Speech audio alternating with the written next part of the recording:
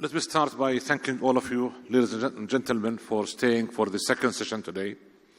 We have, I believe, a very interesting subject to discuss today.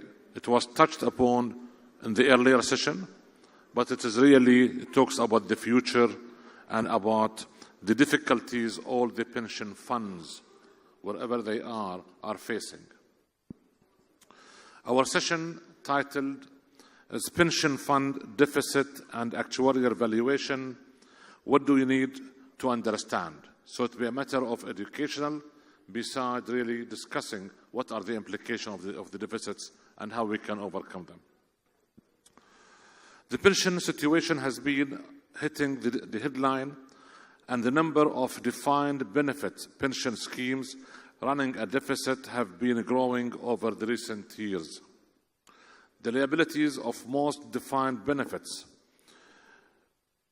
funds today are greater than their assets. Some governments, pension agencies in the region have, as a result, started to review existing pension laws with a view of scaling down promised benefits, while pension regulators in countries running the private sector occupational pension scheme are doing all they can do in an attempt to minimize the pension deficit. In many cases, the gap may not be too large to manage.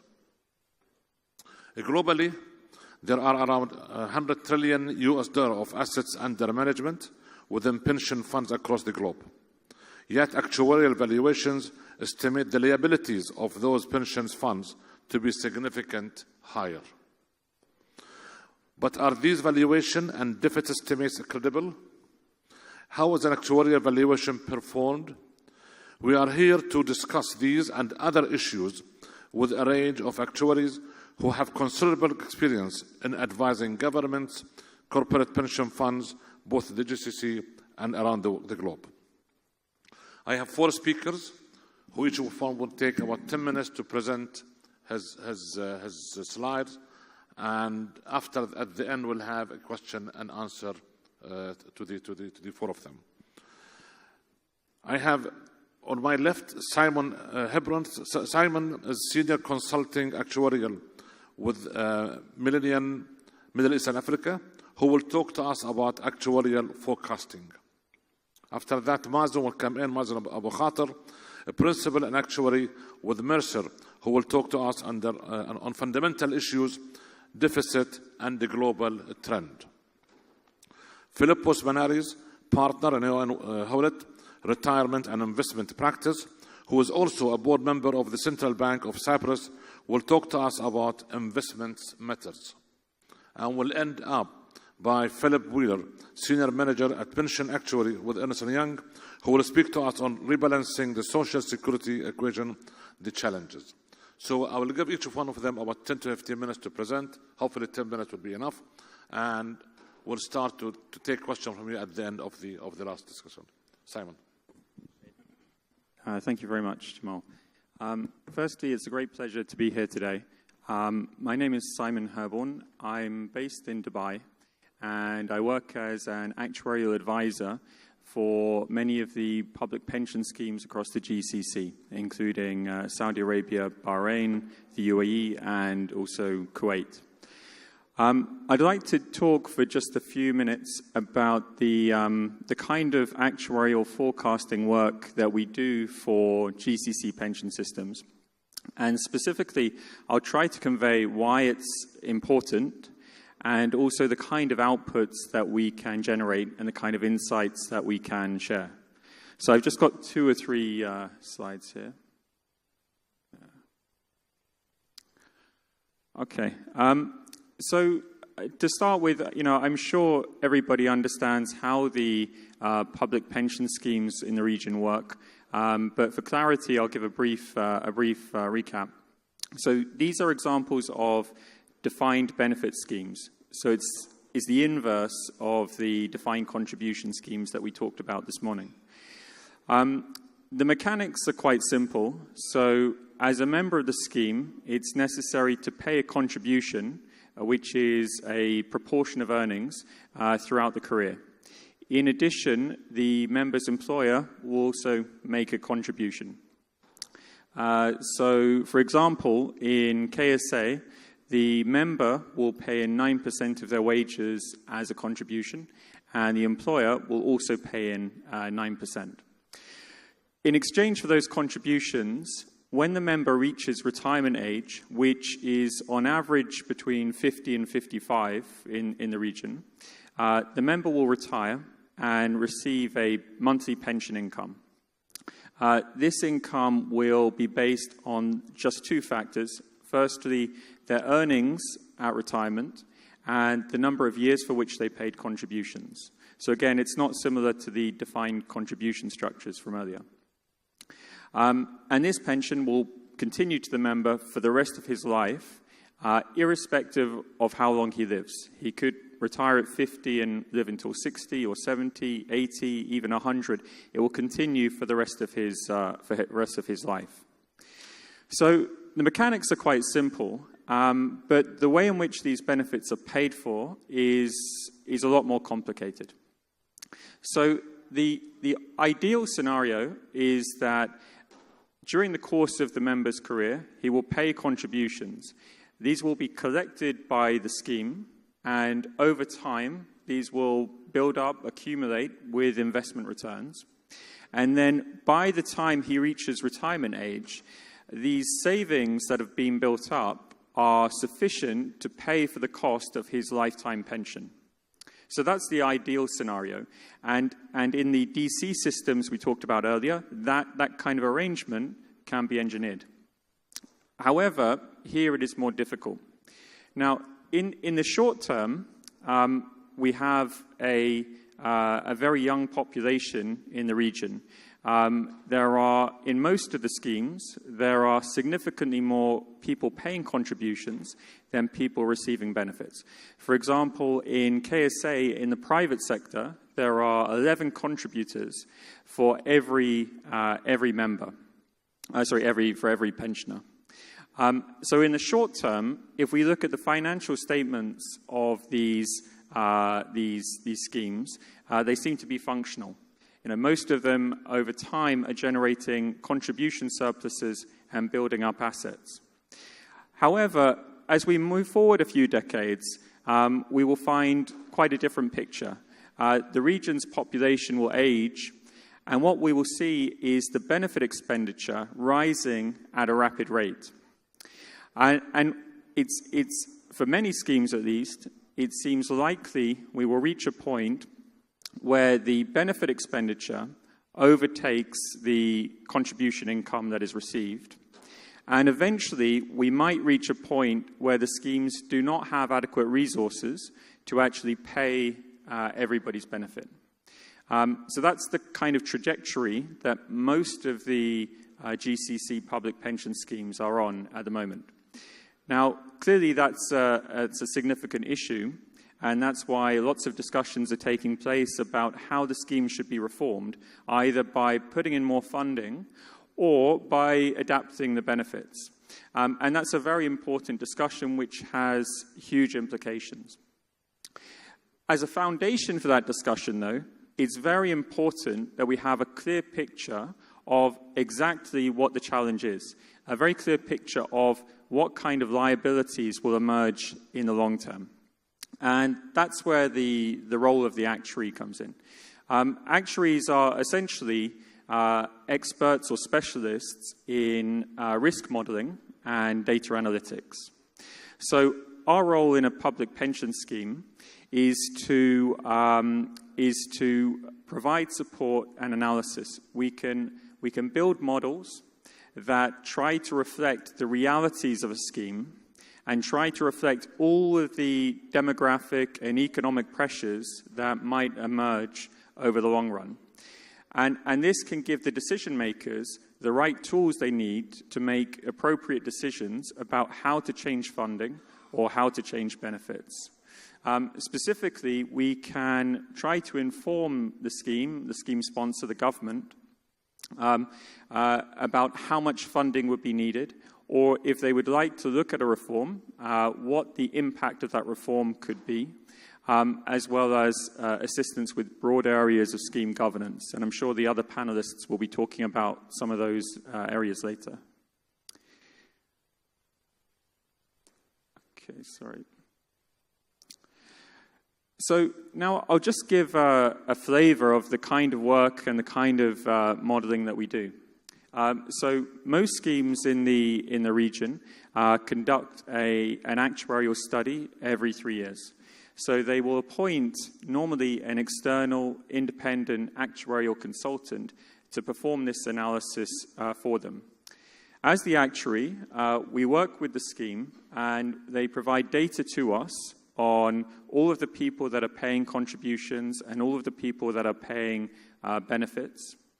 And we conduct detailed analysis to build assumptions about what we would think will happen in the future with regards life expectancy, investment returns, wage growth, family structures, retirement ages, disability patterns, all kinds of things. And by using that data and these assumptions that we develop, we build a model of how we think the scheme will unfold over the long run. So what you can see on this chart here is just it's notional. It doesn't relate to an actual scheme, but it's reflective of the kind of picture that we see with a lot of the GCC public pension systems. So the blue line, this blue bar on the screen, this represents the net cash flow to the scheme. So it's the contribution income that they receive minus the benefit expenditure that they will make. And we come up with this forecast of contributions and benefits year by year. So we can forecast what the net cash flow will be over time and how that will progress. Initially, for most of these schemes, because they have a very high ratio of contributors to pensioners, most of them, or many of them, are currently cash flow positive. And you can see at the beginning of the chart in 2018, there are small cash flow surpluses. However, over time, as the scheme matures and more people begin to retire, we will find the scheme go cash flow negative. In this example, it happens around 2028. And then, at that point, we might expect that trend to continue in perpetuity and for this cash flow gap to widen. So that's one of the outputs that we can generate, this cash flow forecast. But on top of that, we can overlay a projection of the scheme assets. So we can forecast how the scheme's funding will evolve over time. I think according to an EY study in I think maybe 2015 or 16, there's around $400 billion in pension assets across the schemes. And we can forecast how that amount will progress.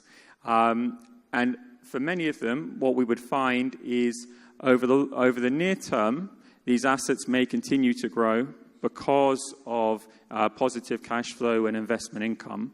But in the long run, due to the pressures of aging and other factors, the resources will be exhausted, and at some point, the scheme will have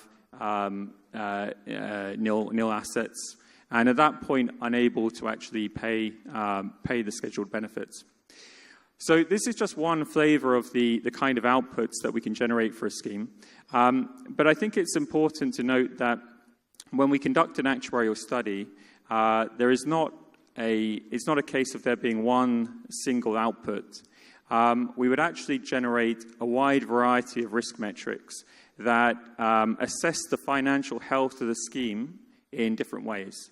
And it's necessary to look at a wide range of these metrics to build a full picture of what may happen over the long term. I think I'm over on time. Thank you. Thanks, Simon. Does anybody want to add anything to what Simon said on the same subject? Okay, then Mazen, shall we take you to talk to us about the second bit?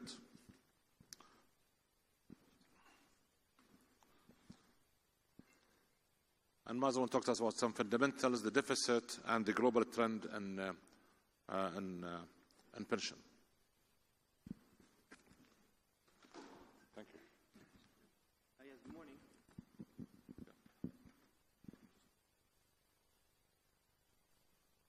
Hi, good morning.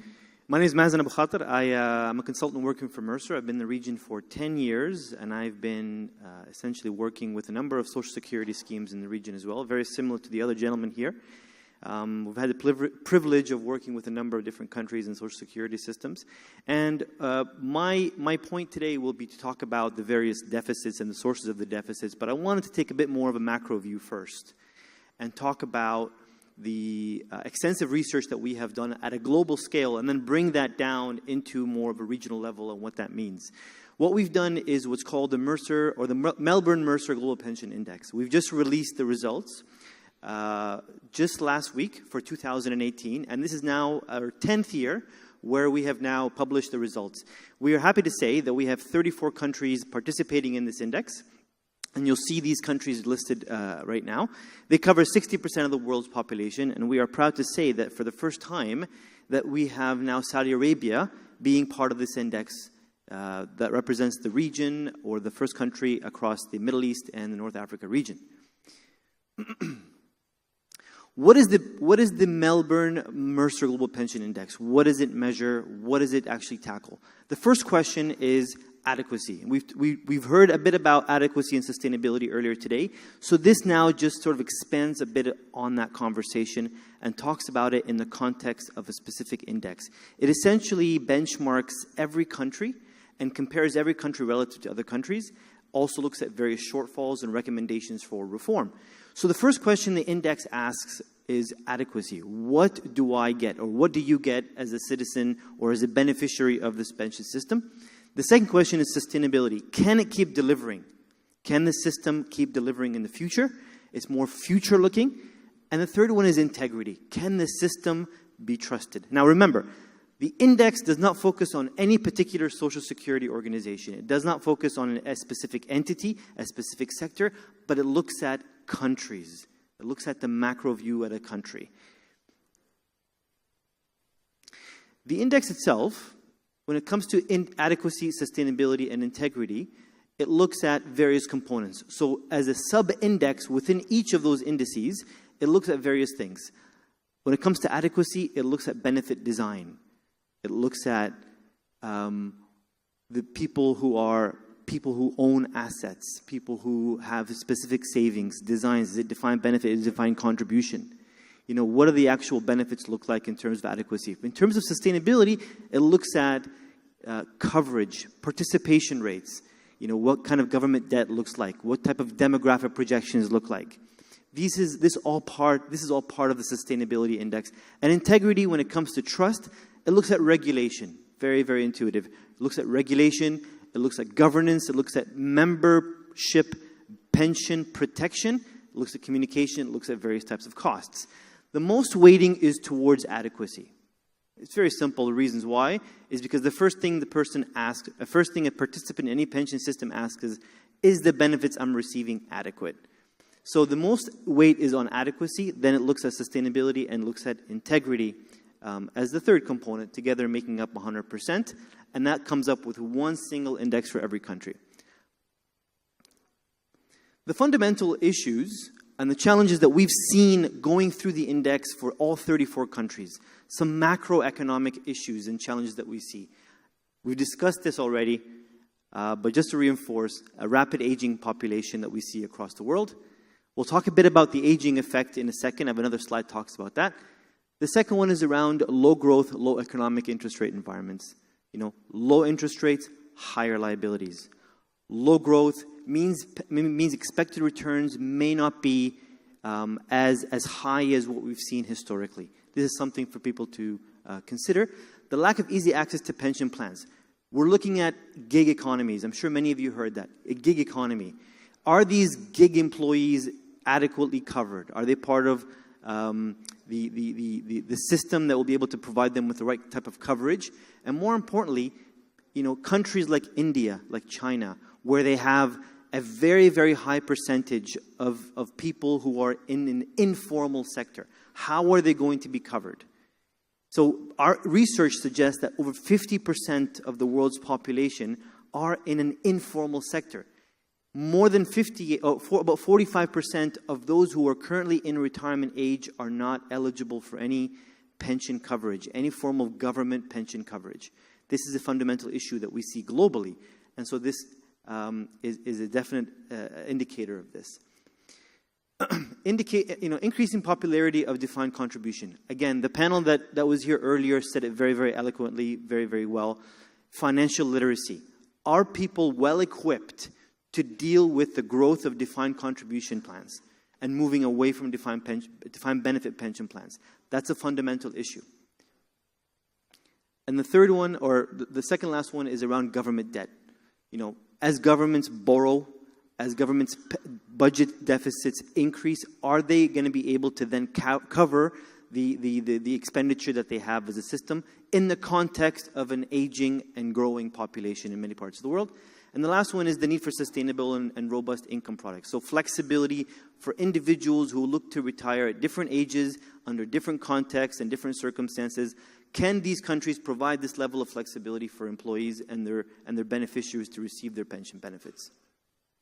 Now, we spoke about an aging effect. This is our work with or our research in partnership with the World Economic Forum. We see we've discussed this. It's an aging population. Life expectancy is going to increase, but we've seen with the research with the World Economic Forum that on average over the last 50 years, life expectancy has been increasing by about 3 years every 10 years. Someone born in 1947, they're expected to live 85 years. However, someone born in 2007 is expected to live 103 years. Are these systems equipped to handle this type of life expectancy in the future? Now, on the right side, you'll see that in 2007, people who were born in 2007, you'll see for all these countries, the life expectancy is going to be in excess of 100 years. People are going to live 100 years. This is great news. This is fantastic news. The question becomes, are these systems adequate and capable of being able to handle this? Imagine Japan. People born in 2007 are going to live to the age of 107 in Japan. If the people retire at age 60, they start working at age 25, they retire at age 60, they're going to be in retirement for 47 years. So systems need to adapt. They need to increase the retirement age to basically adapt to this increasing life expectancy. Now, in terms of our global pension index, we ranked all 34 countries in terms of the highest to the lowest, and we gave them a score. We'll see the Netherlands and Denmark have outperformed. They received a score of an A grade for these two countries. Very well equipped, very robust systems when it comes to adequacy, sustainability, and integrity. And we'll see Argentina at the bottom end. I don't think there should be any surprises, by the way, when it comes to Argentina, given what we've seen in the news recently. However, we want to point out that given Saudi Arabia has now been the first MENA country to participate in the index, it received a score of a C grade. And we'd like to point out that based on our experience in the region, we see Saudi Arabia as quite a good proxy for other countries in the region, for all GCC-type countries especially. So, it's in the middle of the pack.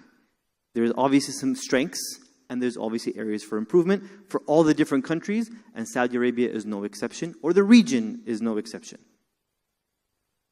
So again, in the context of the World Economic Forum, that we published in 2017, the global deficit, and this is the sort of the point of the discussion today, global deficits or the pension deficits and how we're going to address them.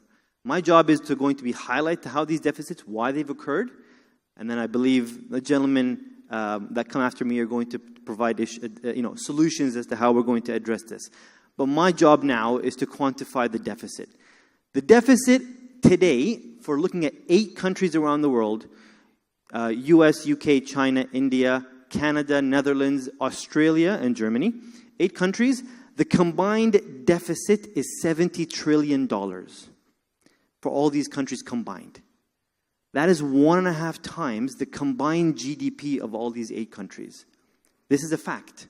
This is the research, what it says. This is the gentleman who was from the World Economic Forum. I think he can support that, because we worked together with the World Economic Forum on this. Now, this is a very interesting statistics. $70 trillion of pension deficits for all 8 countries combined. Now, the future is looking even more grim. That deficit is expected to jump to $400 trillion by 2050. I mean, I don't think we can count as that many zeros, to be honest, to make up $400 trillion. And that's the equivalent of $28 billion of additional deficit that's going to accumulate every single year. And the reasons for this accumulation, this increase in deficit, is exactly the reasons we've discussed before. Of that deficit, the majority, about 75%, is government deficits. The rest being individuals who are not able to adequately save. People not saving enough around the world. The contribution rate that they're supposed to save as individuals should be between 10 and 15%. On average, people not saving that much. This is contributing to the deficit from an individual perspective. But it's governments who are having to deal with their escalating and growing liabilities, their aging populations, that's going to contribute to this $400 trillion of deficit in 2050. Crazy numbers. Yep, almost done. Give me just 2 minutes. In the context of the region here, we spoke about the aging effect. We spoke about the increasing life expectancy, the increasing or the decreasing fertility rates. I believe Mrs. Hamda also discussed that earlier today about the decreasing fertility rates and the increasing life expectancy, which is positive to some degree, but the impact it's going to have on the pension systems is also going to be detrimental. Low participation rates. We've seen on average for the region that 55% of those above age 55 and 60, between 55 and 65, 55% of them are working age or working in the economies.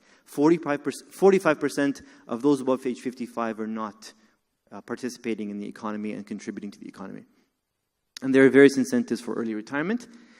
Low growth, low interest rate environment. Obviously, investment returns are going to play a big component when it comes to increasing deficit. Governance and transparency. I believe Philip is going to be talking a bit more about that in a second, but it's more about increasing transparency. How do you deal with the funding deficit that you have as a system? How do you deal with the growing need to increase pensions in the context of preserving purchasing power as a government? This is a very expensive proposition. How are you going to deal with that, and what kind of framework do you need to put in place? And last but not least is the lack of adequate savings plans and incentives, whereby individuals are continually relying on their governments for financial support. In many countries in the region, the government pension that they receive as individuals is the only source of income that they receive. So the question now becomes, or the push that we want to basically make is that there could be a diversification that will relieve the pressure on governments to provide very generous pensions, and create an environment whereby individuals are able to save on their own, supplemented by government support. So a multi-source of income rather than a single source of income. Thank you. Thank you, Mazen. Thanks a lot. It was interesting, depressing information. I think you gave us two options, either to die early or to live poor. That's the end of the story. Anyway, I think we've been hearing a lot of the impact of investing, how we can invest the pension fund money effectively. I think our next speaker, Philip Post, is going to discuss that. Philip Post, the floor of yours. 12 minutes, please. Thank you. Thank you.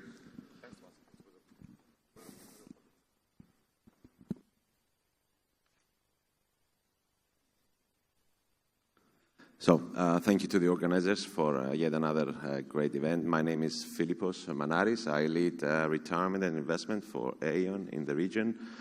And you've probably gathered that my name is Greek, so I will tell you some mythology, but not from Greek mythology. I will start with an investment myth.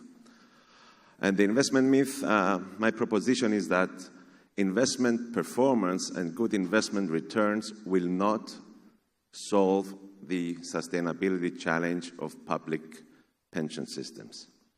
So the probability of achieving the required rate of return to make these systems financially sustainable is very close to zero. So policymakers need to focus on the elephant in the room and not shy away from it. And the fundamental reason behind that is that there is an imbalance inherent in the system designs and coupled with the aging of the population, investments will not solve the problem. However, this does not mean that investments are not important. To the contrary, good investment performance can buy you time. And this time is crucial when you plan for reforms, because the longer you have to factor in reforms, the smoother the impact is across generations. The reality when it comes to investment is that the future expected investment returns across all asset classes are lower now than they used to be in the last 30 years. So there is a high conviction that we expect to receive lower returns from our assets in the future. This is leading a number of institutional investors to take some action. You can see on the left pie chart the world market portfolio. This is the aggregate portfolio of all investors around the world.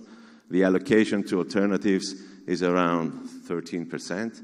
But when you look at some of the sophisticated funded pension systems around the world, for example, the second chart shows the US public retirement system. So that's around 178 public retirement systems in the US, around $4 trillion. You see the allocation to alternatives reaching 30%. And the same happens with the segment of the UK funded corporate pension plans, greater than 1 billion, the allocation to alternatives around 21%. So pension systems who have assets and they have a very long horizon are seeking returns in alternatives. And there is a number of alternative asset strategies being pursued across all major alternative buckets, be it real estate, private equity, private debt, or infrastructure. This will bring me to my second myth for the day. We've been talking about actuarial deficits. Actuarial deficits are not a matter only for public pension systems. In fact, every corporate in the Middle East that employs expatriate employees has an actuarial deficit relating to the end of service. So this deficit needs to be measured, it needs to be recorded on the balance sheet, and it needs to be managed. And the third actuarial deficit is per individual. Every individual in the region, but also globally, as Mazen very accurately pointed out, has an individual actuarial deficit. And this is how much you need to afford to retire versus how much you will get. And when we talk about defined contribution, investments do matter a lot. And you can see on the right-hand chart the final benefit outcome for an individual member from following different investment strategies. So there is a huge dispersion in the final benefit depending on what strategy you elect to follow through your savings life cycle. And that's why, because the world is moving to defined contribution systems need to have a robust investment design that can adequately tackle the different risks depending on where the individual is on his life cycle. That's it from me. I was quite short. I'm happy to take any questions. Thank you. Thanks very much. Thank you. You have saved us some time for Philip now. And this will give us more time really to discuss later on the impact of investment and others. So, Philip?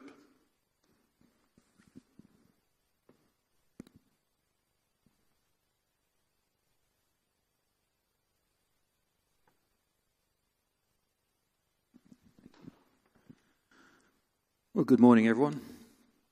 My name's Philip Wheeler. I'm a Senior Manager and Pensions Actuary with Ernst & Young in their advisory division. Been advising a range of pension funds around the globe, along with my colleagues, in the last 30 years in which I've been in the industry.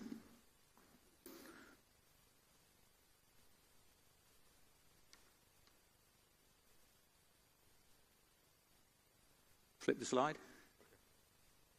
Thank you. Before I actually talk to the slide, I'll give you my little take on what an actuarial valuation could be, one way of looking at it. Consider your defined benefit pension fund as a car. It's going down the road, and because time can't stop, you've got no brakes. What's more, because you can't see what's going to happen in the future, you can't see out the windscreen because it's covered in dust. But what can you do? You don't want to crash off the road, so you actually ask the actuary, who's in the back seat, to look out the rear view window.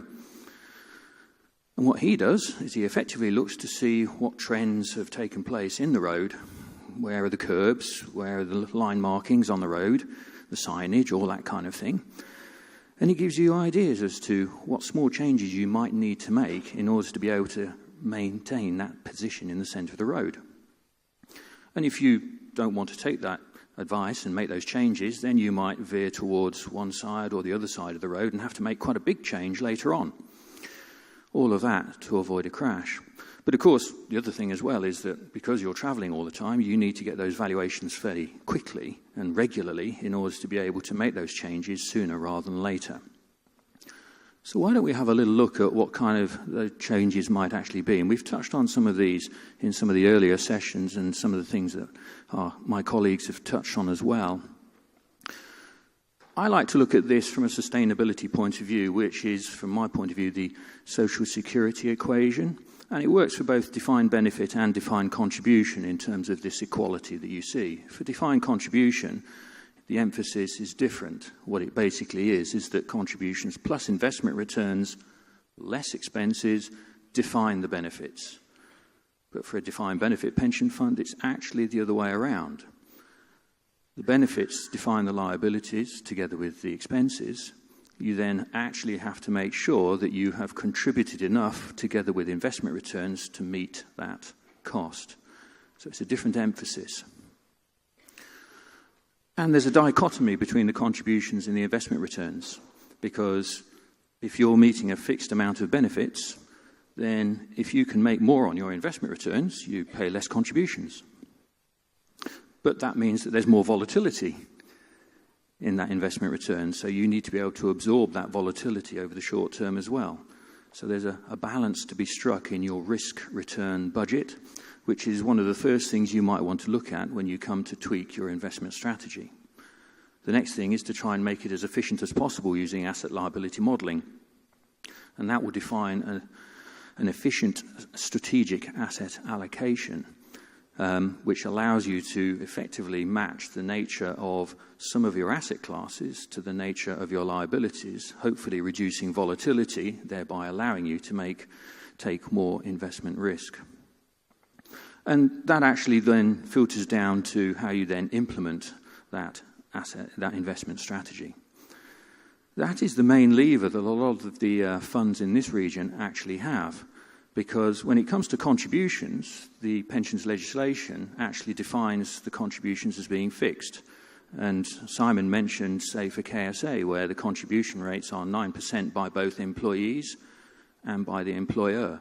Now, that's different to a lot of the Western world, where the employer contributions will change according to each valuation. And in fact, there are many regulations in lots of countries that require the employer to actually amend their contributions according to the way in which the funding valuation has changed the outlook of the cost of those benefits. Where you find that the contributions plus the investment returns simply will be inadequate to meet the cost of benefits, then you can't do any more tweaks. You actually have to make a fundamental reform. And that's when you start looking at more fundamental changes, such as changing the employee contributions, where you actually start transitioning that, or in some cases having to make a sudden change. But that in itself raises political and social changes as well, because you're effectively denying people the chance to be able to change their savings plans themselves to be able to accommodate this change in other benefits that they would have otherwise relied on. In combination with that, we tend to see changes in the actual level of benefits.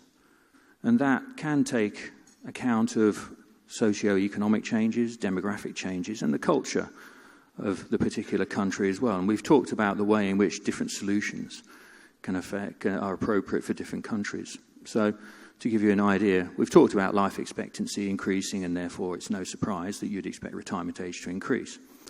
But in this particular region, the actual social and cultural position, when a lot of the funds were set up 20, 30, 40 years ago, has now changed. 40 years ago, the parents of the person who was insured may have been very poor, so it made sense for them to be named beneficiaries in the event of that person's death. Well, those generations have passed through now, and you tend to find that parents now have their own wealth and don't need the wealth of the insured to actually rely on for their own income in retirement. Likewise, we're seeing drops in fertility rates, the dependency ratio changing, and also other aspects, such as women entering the workforce as well. So we're seeing quite a large change in this region, much more than we've seen in other regions. So it makes sense to tailor whatever benefit structure is going to be appropriate towards the shape and demographics of the country.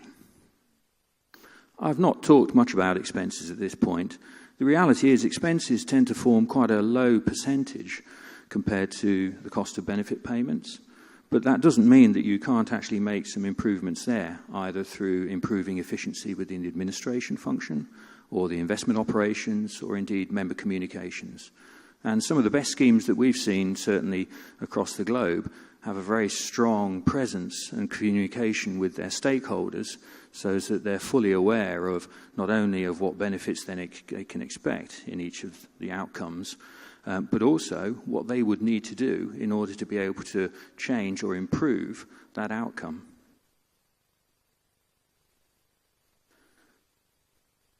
We talked about financial sustainability in that first slide, and that feeds directly into a wider structure of, if you are going to undertake fundamental reform, what are the main challenges that you have to consider? I actually call this slide the disc of disruption. You can see financial sustainability as number 2, and there's an inherent link, obviously, with the investment conundrum, which is where exactly do you want to sit on that risk-return budget, and then how do you implement? There is naturally then linkage into the efficiency of your expenses that exist within the fund as well. But we have touched on the fact that financial sustainability, whilst you might achieve that, it really does mean nothing if you actually are providing an inadequate level of benefits to your beneficiaries. Or you have a transition phase long enough to allow people to be able to implement their own savings regime to actually make good the difference. And we are seeing that as a general shift across the globe. Governments are cutting back on the level of benefits that they tend to provide. Employers, likewise, are closing their defined benefit pensions because they pose too much of a cost and volatility of cost on their balance sheets. And that is actually resulting in many individuals now having to look at providing for themselves, certainly in the Western economies. In order to make those changes, that does require policymakers to grasp the nettle and make some difficult decisions. But in order to be able to do that, they then have to engage with the members, the beneficiaries, and other sponsors of these funds in order to be able to make sure that, first of all, they understand the need for change, that it can be accepted in some shape or form, and there is sufficient time to allow people to make those changes. All of these, they stem from the actuarial valuation, these regular valuations that occur every 3 years. First of all, they highlight the sustainability issues. They help identify the adequacy and whether or not that exists, the investment challenge as well, and whether or not the efficiency of the administration option or something like that, whether or not that's working well. So in order to, in addition to it being, if you like, a warning sign, it also actually allows you to develop and grade credible solutions for whatever reform that you intend to actually impose. So I quite like evaluations. And that's all the slides that I have. Good. Thank you, Philip. Thanks to Simon, Mazen, Philippos, and Philip for their informative session and enlightening us really on the actuarial business and the impact of the actuarial studies, the impact of investment, and really the trend in the globe. It's time for you to raise questions if you have, or if there's any concern. You have 4 experts, which I believe it will be difficult really to find them on one stage again. So please raise your hand, and inshallah. I'll have gentlemen here, and then the lady here. The question is for you, Mr. Jamal. For me? Yes. Not What's the supposed role? to answer any questions. I'll pass it to them. Yeah. No. What's the role of Bahrain, of government of Bahrain, for the pensions? What they have implemented? What they have implemented for the pensions? Sheikh Mohammed is here. He used to be the GOSI CEO and the investment director there. So he's retired now. He looks after his money. Yeah. Well, maybe somebody else here can answer the question about Bahrain. Maybe you know about Saudi, but come on, guys. Can you repeat the question one more time? What's the role of Bahrain government for the implemented in the pensions? I mean, being Mr. Jamal from Shura Council, they have some roles in this, right? Can you just raise the microphone up because the voice is not clear? Yeah, as I said, Mr. Jamal, that you are from Shura Council, that you have done some for pension, implementation of pension for the government. Okay. Thank you. You put me on the spot now. Okay. Let me tell you the following. I mean, everybody knows, and this is public information, that the pension fund or funds in Bahrain are not in a good shape. All of them, I mean, the combined pension funds have a deficit of about 10 to 11 billion dinars. And everybody have heard or seen on the discussions about reforming the pension fund, and some of the ideas which were thrown up earlier this morning, either by the speaker today or by the speaker at the first session, were discussed. It is a very sensitive issue. It is a very difficult issue, and it is very political issue, besides being a social issue. So this will not be taken easy, but there will be definitely there will be some difficulties with the pensioners, some difficulties with the new pensioners to face in funding the big deficit the pensions had. I mean, again, I'm not going to say confidential information here, but we know that part of the discussions where the government or the proposal the government had earlier this year is to increase the contribution from the current 18% to about 27%. But this is going to be on a gradual basis. So there need to be lots of reforms in our pensions. It is a difficult situation. Unfortunately, I hope we are as Oman today, who have got lots of surplus, but as unfortunate, we have got lots of deficit. I'm sure Philip was here can enlighten us on the impact of investment. How could investment really help narrow the gap? But again, with long-term investment, with the low yield investment, you cannot do the fortune. Maybe Philip also can say that. Yeah. I think the question of reform is applicable in all public pension systems. So the longer you delay to take any decisions, the harder the decisions are. So, and because the time horizon of all policymakers around the world, not just in this region, is mismatched to when the problem will start surfacing, there is also always hesitation to take early decisions on. But if you take the example of Egypt, for example, which has a great demographic window of opportunity, even with 20 or 30 years of significant surpluses, Egypt moved to reforms because they had the political capacity to take the decisions. And all countries around the world need to face this challenge. They need to look beyond the political term of 3 or 5 years and make decisions early on. And the longer transition period you have, the smoother the impact on any single generation of citizens.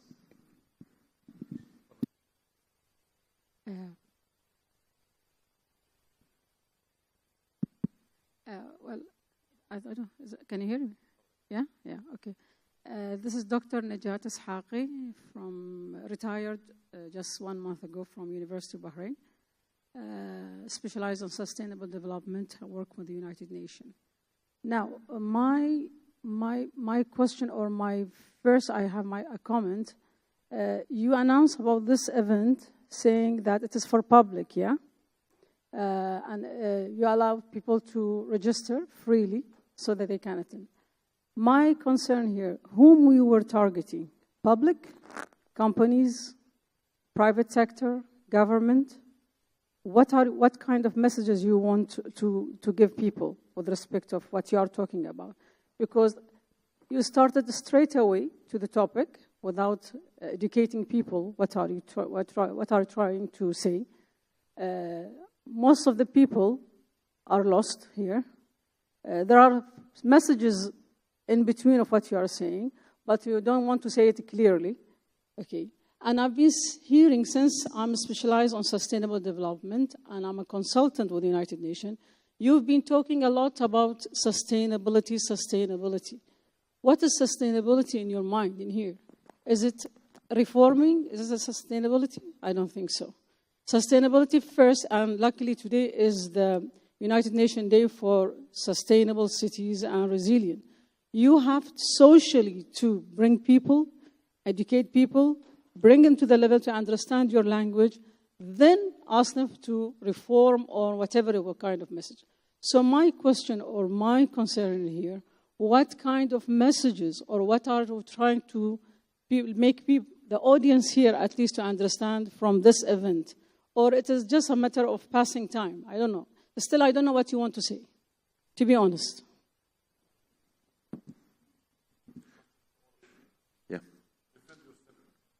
So if we look at, if I may go first. So if we look at the various stakeholders, let's say stakeholder one is the governments. The message to the governments that currently run very generous benefit promises is that they need to realize the long-term financial pressures that are related to the aging of the population and try to design parametric and structural reforms early on over long transition periods in order to keep the systems both sustainable and adequate. The second stakeholder is corporates. All the corporates in the region employ individuals. These individuals are not saving enough for retirement, so companies as employers need to cater for their employees and start not only educating them but also offering them access to additional savings. And the third stakeholder is us, each individual. We need to ask ourselves whether we can afford to retire when we reach age 60 or 65. The answer across the world is no. So what can we do to take control into our hands? We need to save more, and we need to have access to good solutions that allow us to save for the long term at a fair cost. That's my three messages. Thank you. Yeah. Mazen, want to talk about sustainability?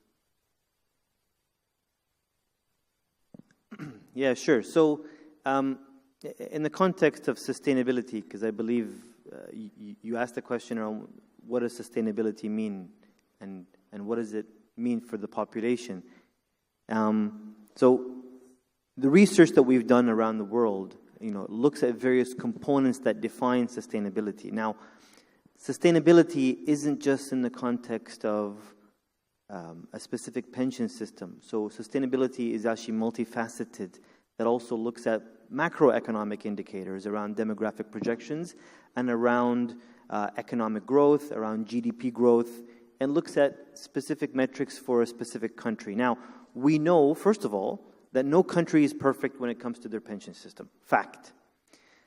We also know that not one system that can be applied to one country will automatically work for another country, because every country has different political, cultural, social, and demographic and economic factors and differences that makes their specific pension situation different than any other pension, than any other country.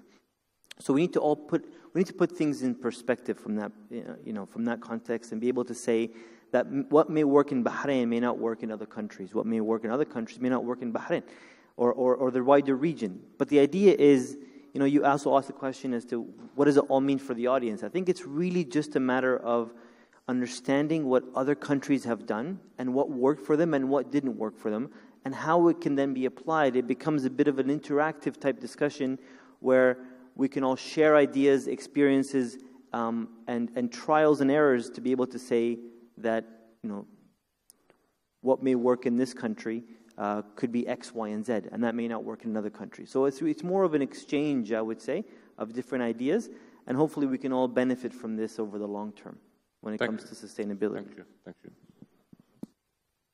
Sure. So I'll just add something else on sustainability.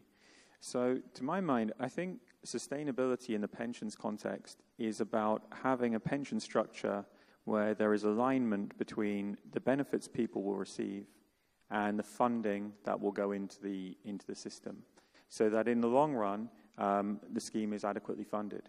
One way to achieve that might be defined contribution schemes, like we were talking about in the first session this morning, where there is quite a direct connection between contributions and benefits.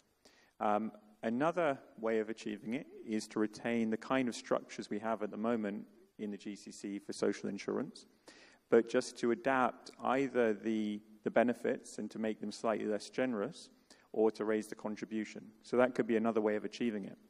But I think it's a case of, in the long run, having to have alignment between benefits and contributions and awareness of the cost of these different structures. Okay, thanks. I think we have covered more or less most of your questions. I have 3 gentlemen who have raised their hands to ask questions, so I will close taking questions after that, unless a lady will come in to break the rule. Please.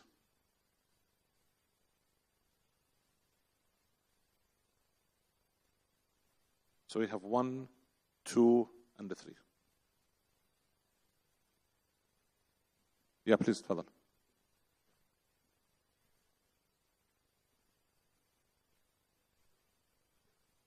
السلام عليكم ورحمة الله تعالى وبركاته. سعد الله أوقات الجميع بكل خير. عبد الله العبد الله من المملكة العربية السعودية. الندوة تقريبا كلها تتكلم عن الاستدامة لصناديق الاستثمار أو الصناديق التقاعدية. طيب ما هي المميزات التي وضعت للمشتركين بعد سن التقاعد؟ لا شك أن أعمار المتقاعدين بين 60 و70 وقليل من يتجاوز ذلك. الأخ مازن ذكر بأنه في اليابان قد يعيش الإنسان إلى 80، ثم يكون له هناك 7 سنوات افتراضية بعد هذه السن. فليس من المعقول أن أغلب المتقاعدين سيتجاوزون هذه السن أو يصلون لهذه السن. بعد 60 يحتاج المتقاعد إلى الاستقرار، إلى الاسترخاء، إلى التأمين الصحي، إلى مميزات تساعده في هذه الحياة.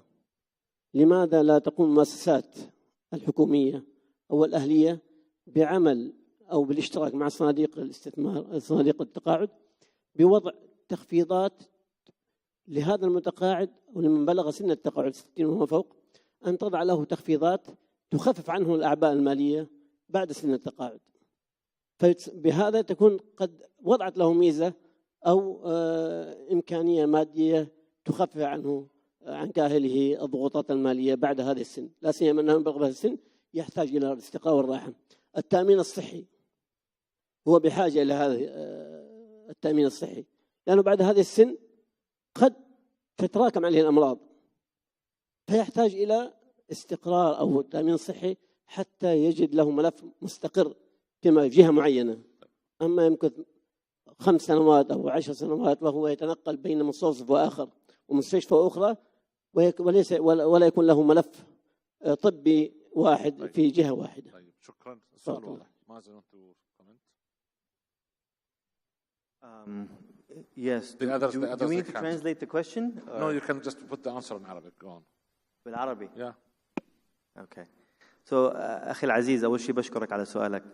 إذا أنا فهمت، إذا أعطيك ملخص بسيط على الموضوع السؤال، إنه إحنا عم نحكي عن سن التقاعد المتقدم، وبالتالي بعد سن التقاعد أو بعد التقاعد إيش ممكن الدولة تلعب دور بحيث إنه يكون في تخفيض على تكلفة المعيشة، كون إنه ما في زيادة سنوية للمعاشات التقاعدية. هي رقم 1. وأيضا يكون في مزايا إضافية أو تكلفة قليلة على المتقاعد بحيث أنه يقدر يستمر على نفس المستوى في حياته بعد التقاعد كما كان قبل التقاعد. مضبوط السؤال؟ طبعا احنا في مجالنا احنا كمختصين في التقاعد طبعا يجب ان يكون في توازن في حال انه يكون في نسبة الريبليسمنت او الاستبدال تكون كافية للمتقاعد بعد سن التقاعد عشان يقوم في مهامه اليومية طبعا وما يكون في عليه عبء مالي ما بعد التقاعد. وطبعا أنا اللي فهمته حتى في السعودية أنه حاليا مثلا المؤسسة العامة للتقاعد في بعض المبادرات بحيث أنه يكون في توفير لمزايا أو تخفيضات على مثلا المواصلات في المملكة، مثلا التأمين الصحي مثلا يكون في حسب اللي أنا فهمته طبعا من ناحية خطط التحول والفيجن 2030 في المملكة أنه يكون في تحسن في مستوى التأمين الصحي أو الرعاية الصحية في المملكة بالذات للمتقدمين في العمر، طبعا يكون في رعاية صحية أفضل. طبعا هذا كله يعني لازم نطلع عليه بشكل شامل على أساس أن يكون في مصلحة الشعب أو مصلحة المتقاعد طبعا. وفي حاليا برضو اللي فهمته كمان مؤسسة عامة للتقاعد وحتى مؤسسة عامة للتأمينات الاجتماعية في المملكة العربية السعودية بيكون في حاليا برضو المبادرات يكون في زيادة تواصل مثلا مع المتقاعد، زيادة تواصل مثلا مع المشترك بحيث يكون في وعاية أو رعاية أو وعي صحي أكثر أو وعي مالي أكثر لأسباب التقاعد أو لتحديد إمتى سن التقاعد حيكون. Thank you, Mazen, because I have 2 more questions. جاوبت على سؤالك عفوا؟ تمام، شكرا. حياك. Please, quick question. My question is for Mazen.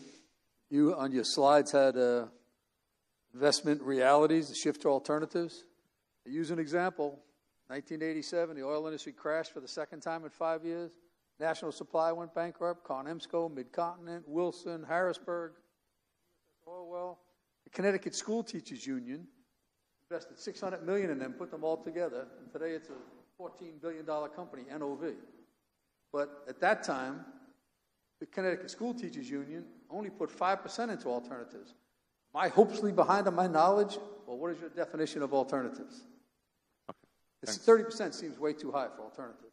Well, that's actual data from the some of the more developed pension systems. So it's a fact. Alternatives covers a wide spectrum of asset strategies, from real estate to private equity or private debt or infrastructure. Pension funds are actively allocating capital to those strategies, but they're allocating in a well-governed, well-diversified way so that they avoid surprises like the ones you mentioned. Thank you. Avnish, the last question here.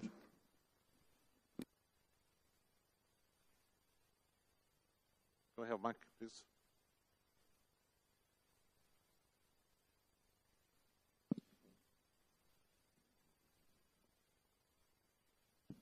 Hello. Is it okay? Yeah. So my name is Avnish. I work for Karvi Computer Share. It's a fund administration company in Bahrain. My question is to you, Mazen. It's more like a comment, but I'd love to have your reaction on it.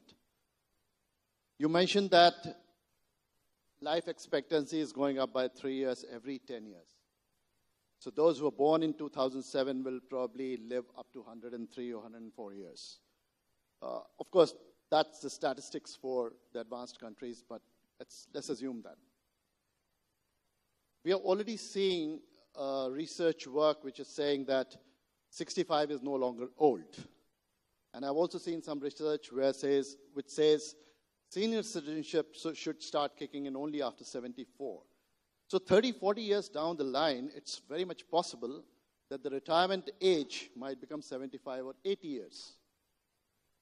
That's when these 2007 born people probably will start reaching their mid-50s or around that time. Now, if that retirement age, let's say around that time, is 75 or 80 years, and life expectancy is 103 or 4 years, you still have 25 years, the same time that you have right now. But there's a larger period for contribution, 15 to 20 years of more time to contribute. So do you think we are being too pessimistic right now, or is this pessimism good to start these discussions so that all these things get factored in? 2 minutes. Yeah, I'll take 1 minute because I think I want to give colleagues, my peers, an opportunity to also answer the question because I'm sure everybody has something to say. I think the fundamental point we want to make here is that things today are different than what they were 50 years ago.